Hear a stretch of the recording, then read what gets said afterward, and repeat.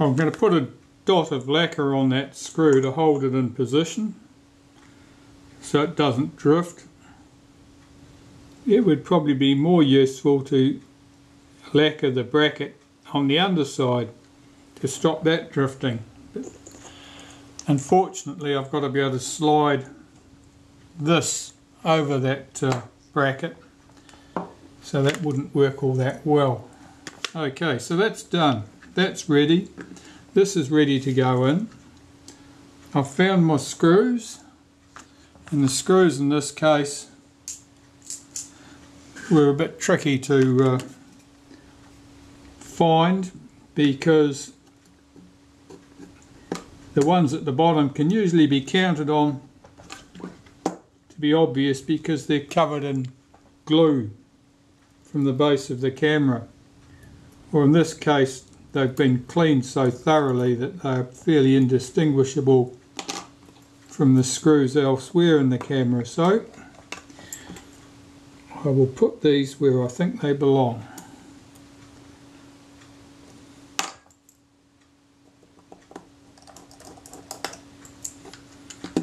Two at the base, two at the top.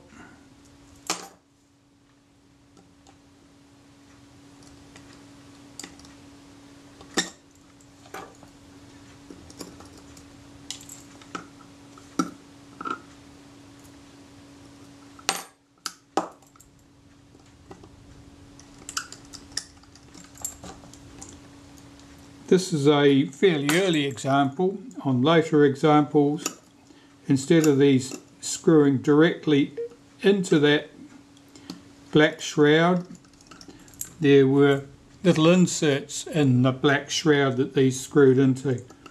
Now those inserts are only pressed into place and they're very good at falling out. So when fitting these screws back on cameras of that nature, it's quite common to have to do it once or twice after taking it apart and pushing the inserts back into place correctly. Right, so that can go in there. And we'll do the tripod socket. And I do that fairly early in the piece, because otherwise every time I bump the camera down on the table, the back catch hits the table and the back springs open. And you can get tired of that.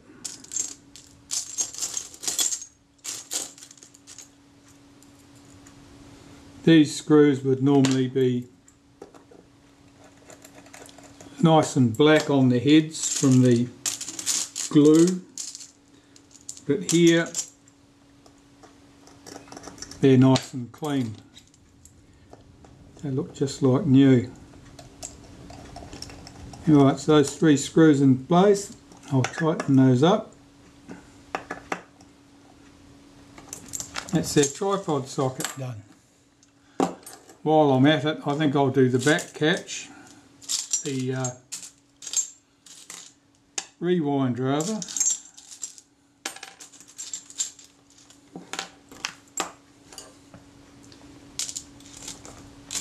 We want that, and two screws which I just had out previously and put back in here.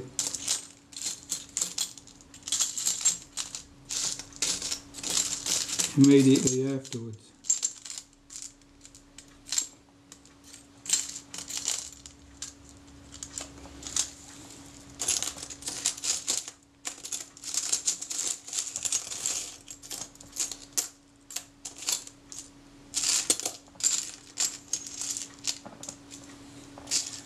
It'll do me nicely.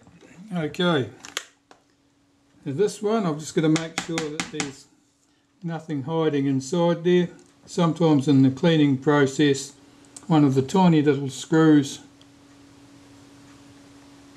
falls into some little cavity like that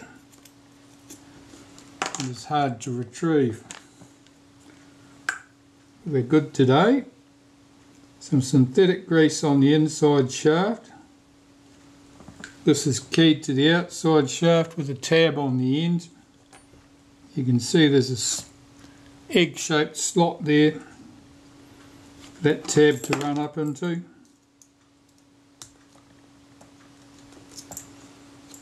You can see it can stick all the way out at the end. Run some synthetic grease into the bush. Slide this in. Use the tip of a screwdriver to lift the spring slightly to get that shaft through. And there we go.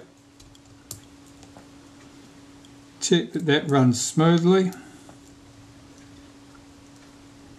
It's probably too tight in this case, so I will tab that off, give that leaf of that spring a little nudge.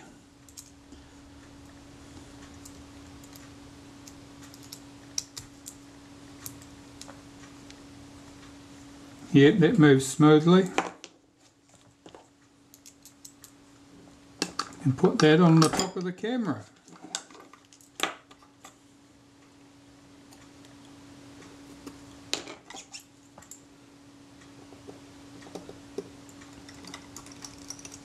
If the detent of that tab in the bush is too loose, then the rewind knob tends to rattle about,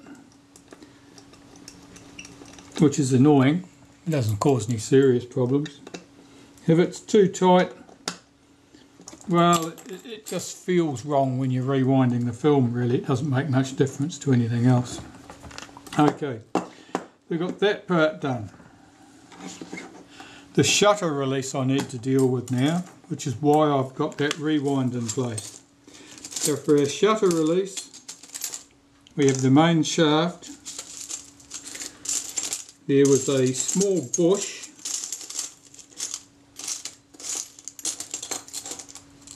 here, and there was a small shim there.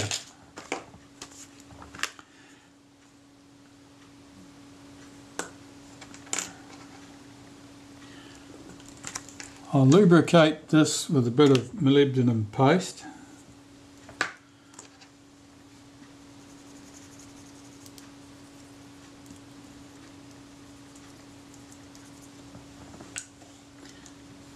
We'll put the bush on there,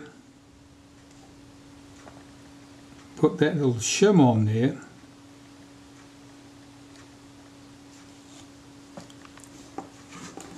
Feed that into from the top through the sleeve. That's all sitting in place. Now, because it's all sitting in place, I'm going to put a rubber band between here and here so that it can't fall out. That'll stop that from falling out. It means I can extend the front without any danger of that sleeve falling in and causing me grief.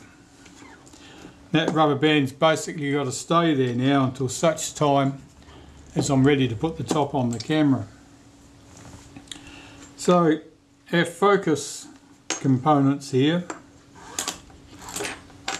this piece here, that's nice and black, but the metal, the steel guide pins there, they're looking a bit charcoal grey, so I'm going to blacken those with a marker pen. This is just to reduce any reflected light inside the camera, and to be honest, charcoal grey is not that much more reflective than very dark charcoal grey, which is what you achieve by doing this. That's good. This can go in place on the front standard.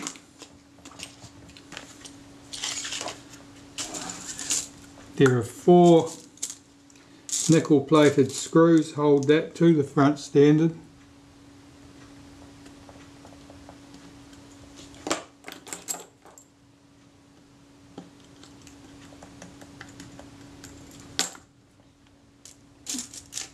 Get all the screws run in lightly before you tighten anything up.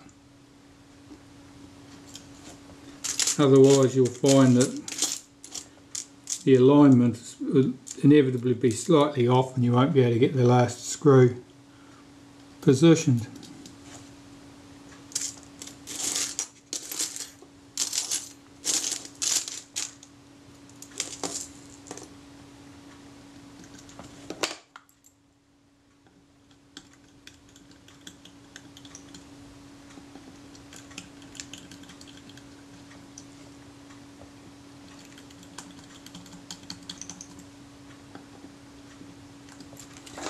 Alright, they're all in place. I'll just nip those up.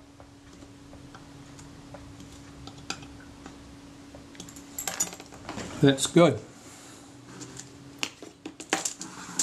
The focus helical. The inner and outer, I have these marked. I scratched marks across them so I could see where to put things back together again. Double line at the bottom, single line at the top.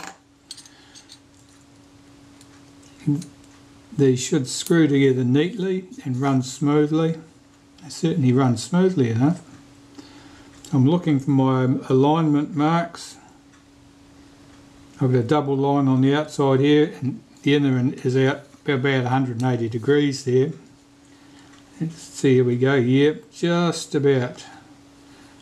One more position. Multi-start threads can be a bit of a challenge to get running smoothly at first. It's something you get good at with practice, getting them to start. It revolves around keeping them very square to each other as you introduce the inner to the outer. And the other challenge there is engaging all 15 or 16 threads all at the same time, which yeah, you get good at it with practice. Just means you have to be quite sensitive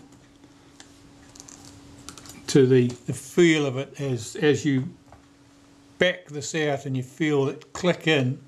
You've got to be quite sensitive to feeling them all click in. You do not want to end up cross-threading anything. Multi-start threads can be a real pain if you damage the lead-in of one of the threads. It can be really hard to get things working smoothly again. Once you get them assembled, you can get them working smoothly, but if you can't get the thread started, it's a disaster. Right, so here I'm just working the inner and outer together. I'll put a bit of naphtha on that. This is just polishing the two surfaces together, really, in case there were any little bits of dust or something stuck on a surface. That moves nice and freely. Well, this now I can lubricate with some helical grease, which I've got sitting over here.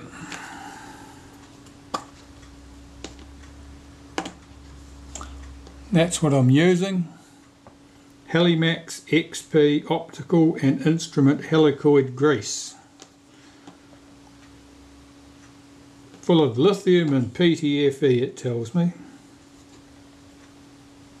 Right, so a patch in about 5 or 6 places around the perimeter will do quite nicely.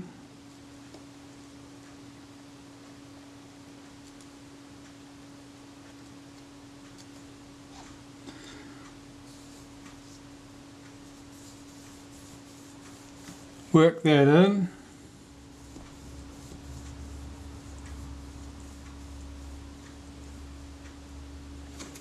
It's running nice and smooth. I've got some glue and felt stuck on my finger there. See the back of that? Seems pretty good. I'll put a little patch on here. Oh, the male thread here is not as smooth as it might be. It's got chatter marks in it.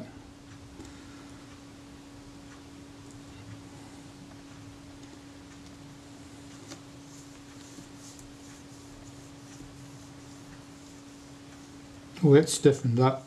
If you put too much grease on these, instead of just getting smoother, it gets stiffer in its action. That'll be fine. So it runs some around the outside here where it's going to sit in our focus mount. It doesn't need much in there because the clearance is not big. And it's got to move on the guide rails for the inner helical. I'll put a touch in there. That's the two slots that have got the holes in the front. Bringing this back, I can put this in here. Now, when I mark these, I put two marks at the bottom, one at the top, so it enables me to know immediately that I've got this the right way up. I'm just checking the action, make sure that's smooth, that feels good. The front retainer plate can go on. We have 4 countersunk or flathead screws hold the retainer plate in place. I'll just lubricate the inside of that retainer plate. Normally I just run around this, and you can see usually 4 bright spots next to where the screws were. Basically that's where the tension was on it. Normally I just run around those with a touch of the grease. You don't really need much there because it's not doing much. And fit the 4 retaining screws in place. I'm just fighting with a magnetic screwdriver here.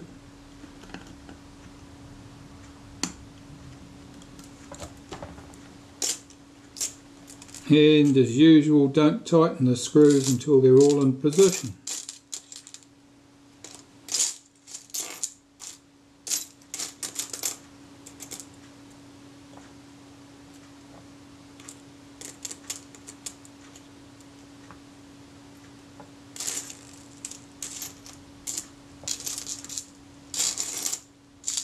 And here's the last one. Over here. Be careful putting these screws in place because it's easy to drop them down the hole here, and if you drop them down the hole then inevitably they'll stick in there, won't come out when you shake things, and you'll have to open the whole front of the camera up in order to fish them out.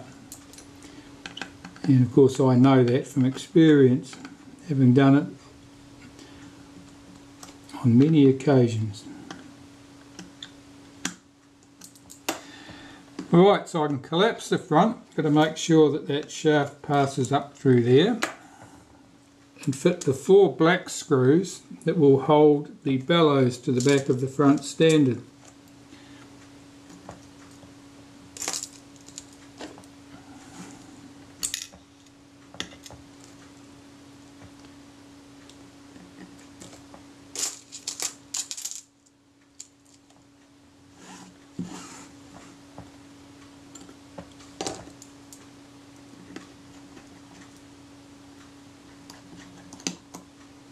I must have lined up the holes in the felt fairly well because they're going in without any arguments.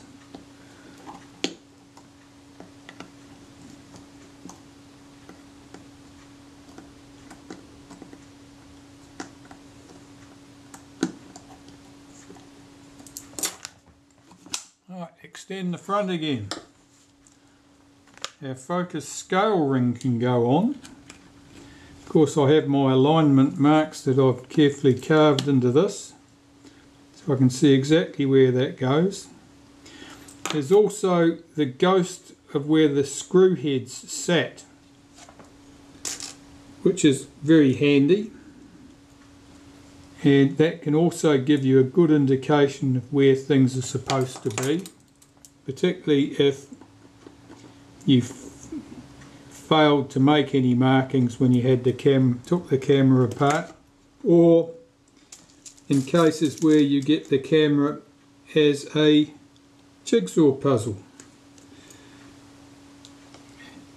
and so you don't know where things came from.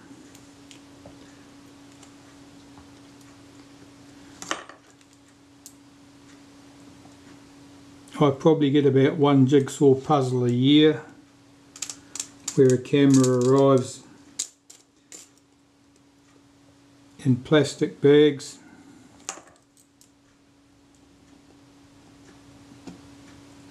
And that's all right. I don't mind. You know, if it's one of these models that I'm very familiar with, it doesn't really matter much to me. I'm going to have the camera completely apart to service it anyway, and end up with a big tray of loose parts. So if it arrives as a tray of loose parts, well, that's okay. The only disconcerting part of that is that when somebody else has taken it apart and not you, you don't know what other terrible things they've done at the same time. I've had at least one jigsaw puzzle here where somebody had taken things apart or undone fasteners that typically you never ever have any cause to undo, because they are set in position at the factory and there's never any reason to move them. And if you see the parts loose by themselves, you hardly know where to start. Okay, so this bracket is probably just a bit dry. This has all been through the cleaner. It's got absolutely no lubricant in that little elbow there at all, so I'm going to force in a little touch of grease there by the simple expedient of putting some on and then squeezing it with my thumb so that hydraulic pressure drives that in. That's all that was required, and I can wipe the excess away. So this piece does two jobs. The arm with the nicely lubricated elbow on it couples to the rangefinder at the top of the camera,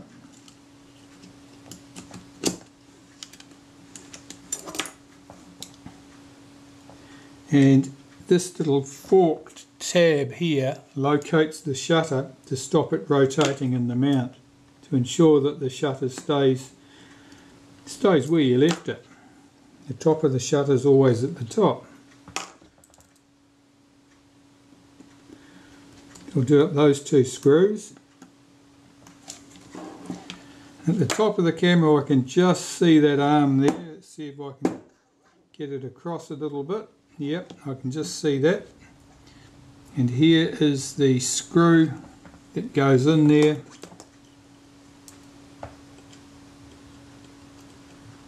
And this screw pulls the arm on the rangefinder forward as you move the focus towards a close focus distance.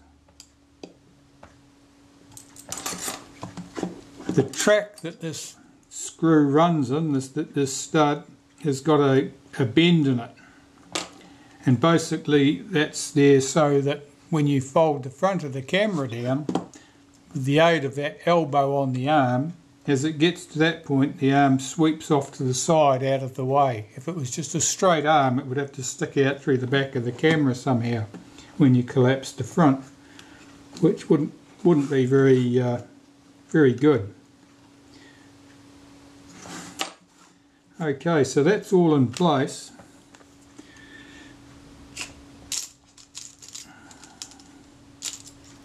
There's the guide, put that in place. We have this gear. So, run a bit of synthetic grease through the inside where it slides on that shaft, some on the outside where it runs through that guide bush, and usually just a briefest wipe on the front surface where the chrome shroud's going to run against it. That just slides on there like that. The chrome shroud is here. There are two small chrome plated brass screws that hold that in position. One at the top, and that needs to be the pretty one if you've made a mess of one. This is not where to put it. One at the bottom down here, which is hard to see, hard to get at, not so convenient to install, but that's just the right place to put one if you have rendered one of them somewhat less than perfect. Must have had a file size limit there. I was just saying this is the spot to put the lesser of the two screws. If you've managed to make one somewhat less than perfect, put it down here where people can't see it. Keep the pretty one at the top. Alright, so that is the front standard all back in. Opens and closes nicely. Our shutter releases in. We can put the front door on this. So we want 2 hinge pin screws. Now on the 3C there are 3 screws which are usually identical. One is going to be driving the sprocket shaft and the other 2 are going to be doing the hinge. Usually the cleanest one is doing the sprockets and the dirtiest is doing the bottom hinge. The second dirtiest is doing the top hinge. And we had 2 shim washers, a thick one at the top and a thin one at the bottom. The thick one is twice the thickness of the thin one. Just checking that these arms are not stretched out. They look okay to me.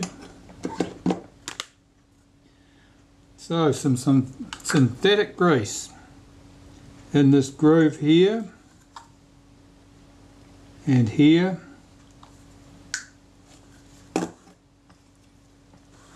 Slide the arm in place, swing it back,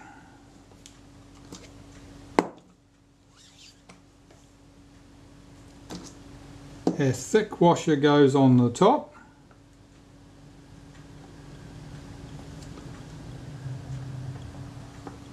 try and line up the washer and the hole in the door. Screw in place.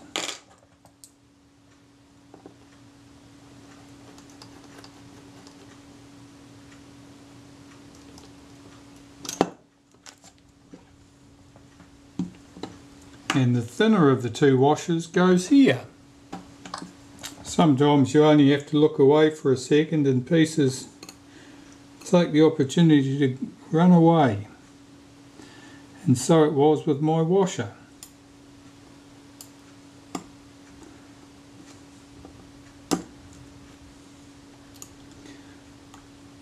Though I've got a suspicion it's possible that the washer was actually neatly stuck against the washer I've just fitted at the top of the door.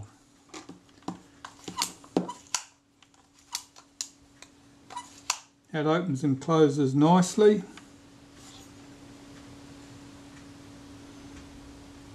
Yeah, and I'm just looking for any sign that I've got 2 washers at the top where I thought I had one, but I can't see one. So that's it. That's our front.